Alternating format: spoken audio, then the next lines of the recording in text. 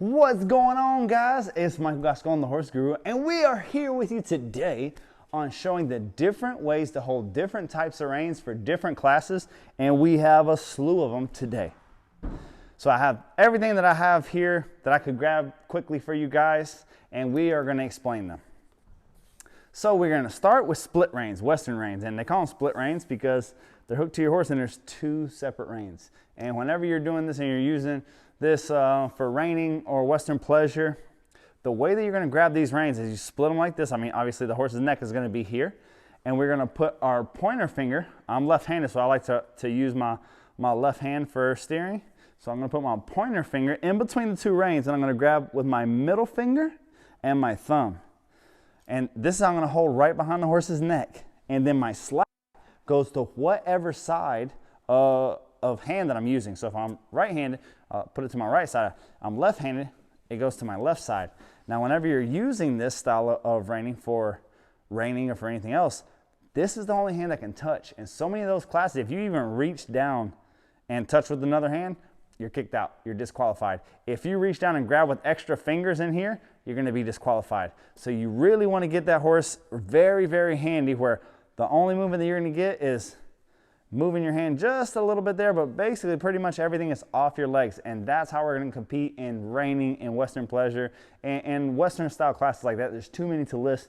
And understand that each class that you have to go into, especially when you get into the versatility classes and your Western pleasure classes that have trail obstacles and things like that, it's going to be association by association. It's important to read the fine print because you don't want to get docked points for some ridiculous rule that you didn't know about. So, I mean, some association have where everybody has to ride with their right hand. Some you ride whichever is your dominant hand. But most of them, they have, you're going to have your pointer finger downward like this, and your slack is going to be to whatever side of the horse, whichever hand you're using here. So in reining, you'd be riding like this. I'm left-handed. My slack goes to my left side, pointer finger in the middle, and here's where I'm going to ride. My free hand, usually I'm going to leave my elbow down by my side, and I like to keep my hand in front of my belly button. Is how I'm going to compete. Drop those. The next ones up are gaited horses. Gaited horses, I have a set of rope reins here.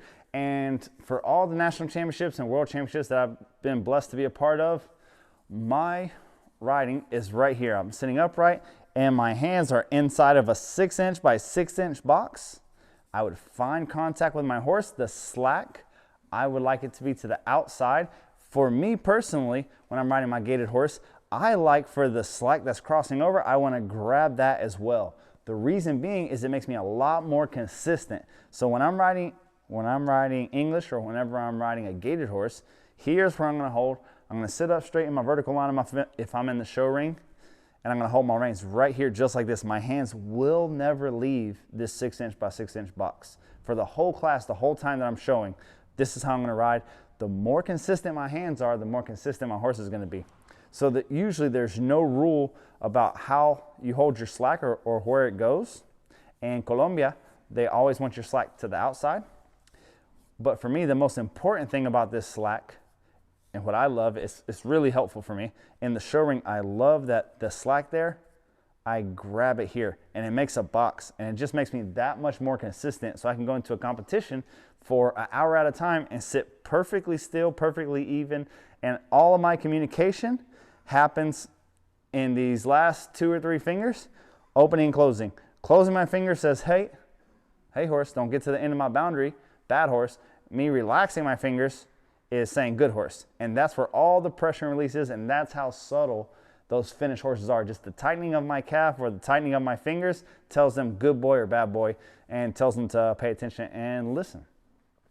That's how we're working our gaited horses.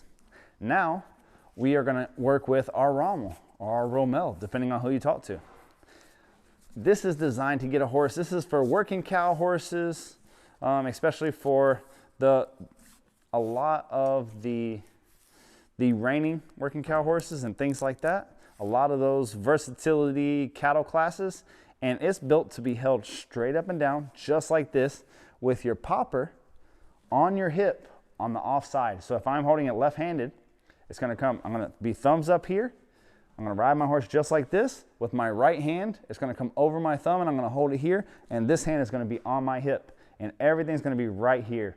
Again, a lot of these associations, you have to read the fine print on the class that you're gonna go into. A lot of them will excuse you, will throw you out if you reach down for a second hand, or if you do something funky with your other hand. They wanna see you right here the whole time. You need that horse neck reining really well.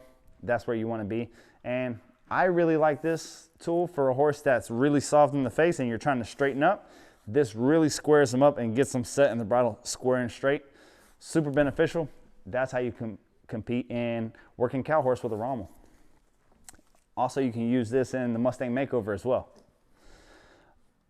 Interestingly, some of the competitions you can use either whichever you want to ride, but if you use the rommel, you have to hold the rommel like this. But if you use the split reins in the same division, you have to hold the split reins the way you hold split reins. So it's important to, again, read the fine print. Now, last but not least, these are going to be my thin lines. You'll see a lot of English riders using these real thin lines. I personally use them for roping because it's the least thing that I can have in my hands while I'm roping. If I was going to ride this English on a jumping horse or something like that, again, same thing as my gaited horse. It would be right here. All my contact would be here. I would have my thumbs vertical here, my palms facing each other if I'm riding English, or if I'm riding a gaited horse. Whenever I say gaited horse or English, same thing, horse that has contact. I want my palms facing each other. I want my elbows down by my side. Make a 90-degree turn. You want to think from your elbow to the horse's mouth is a straight line. You don't want your hands to be up and there'd be a ramp up and then a ramp down. Straight line from your elbow to the horse's mouth. That's what we're looking for. That's how we're trying to compete. English, jumping, gaited, dressage, all the same. As far as the rein style, if I'm roping, I'll take little skinny reins like this, and in my left hand, I'm going to be roping with my right hand. I'll put my slack over here. So I will take these reins, and I'm going to grab just with my middle finger and my ring finger, I'm going to grab the reins up just like that. What that gives me is a free hand to work my rope. So now whenever I go to rope,